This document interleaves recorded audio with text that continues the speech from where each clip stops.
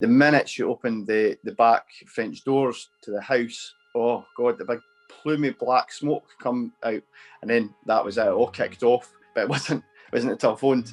It says, no, your insurance lapsed in November. I've been in the house 9 years. It was 9 years in January I was in the house. And I was doing it room by room, as you would do. When you see the amount of money and work that you've put into it, and because I work hard enough at work and then you're having to come home and do work as well, it's hard going. It's hard going. I'm not a person that'll wallow on a lot of stuff anyway. I'm not that nature. It's just so much gone, eh? It's just so much gone. And obviously all the stuff in the attic was when the kids were babies.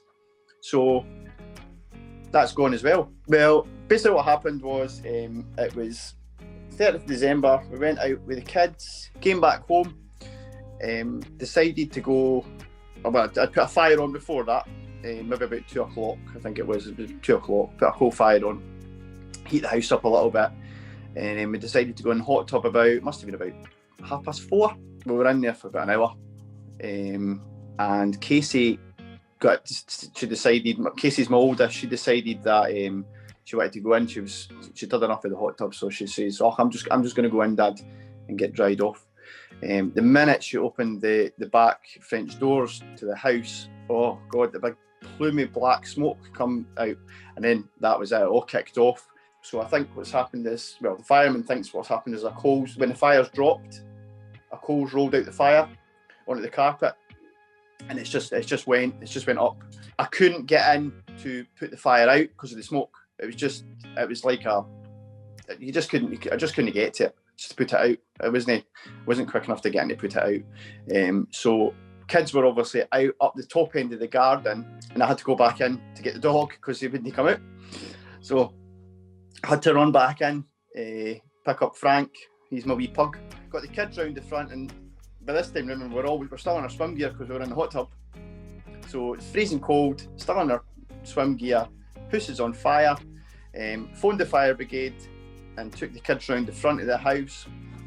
And as I went past, I've got a big massive, I did have a big massive glass window in the living room. And as I walked past the window, the fire blew it out. So I got a wee fright there. So we basically just went to the neighbours. They let us in, gave us towels and things like that. Phoned the fire brigade, and it seemed like forever.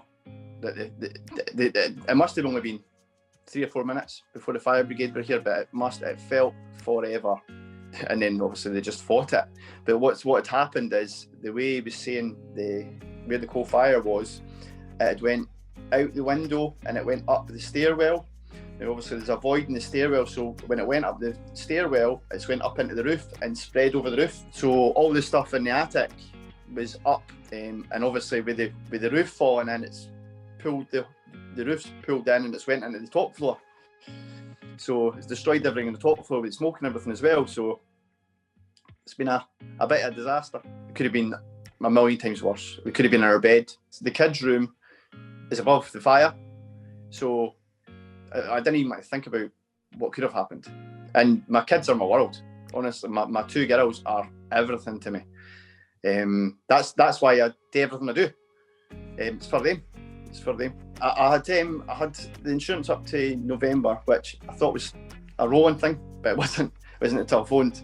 It says, no, your insurance lapsed in November. Biggest mistake ever. Just one of the things that it's just went over. You know, it's just, you're that busy.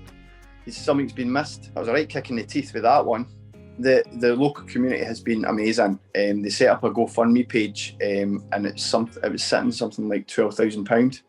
I can't put into words how much that'll mean towards going. Obviously, if we can get a new roof on it and get the windows done, get the house watertight, it's going to make a massive difference. Because obviously I'm in the trade myself, so I know people that can hopefully come and help me. I'll have to pay for materials and things like that, but I know a lot of guys that hopefully are going to help me.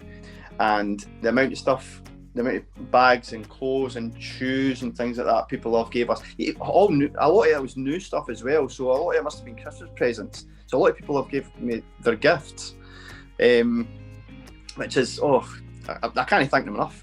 I mean, the only saving grace is these were still in the house in their wrapper. These are my new stuff from my work, so they were still in their wrapper. So I managed to put them through a wash, and I've still got a little bit of my own stuff. Also as well, all my tools and everything, they weren't in the house. So I can still go to work. If I'd lost all my tools and everything as well, that would have been on top of everything that's happened, that would have just killed me, I think. So obviously I'm going to have to take a little step back on the work side of things, because I'm going to have to do the house. Maybe, obviously every weekend's going to be up at the house doing as much as I can. I'm hoping I'm going to be back in the house by Christmas. I'm hoping, but I've just got to deal with it at the end of the day. I've got to get on with it. Got to get the house back. Just a thanks for the community, Dunfermline community. They've been absolutely amazing. And what I'm going to do when I'm back on my feet, every year I'm going to do something from the business to the fire service, and try and put something back into Dunfermline. And I'll be doing that for probably till the day I die.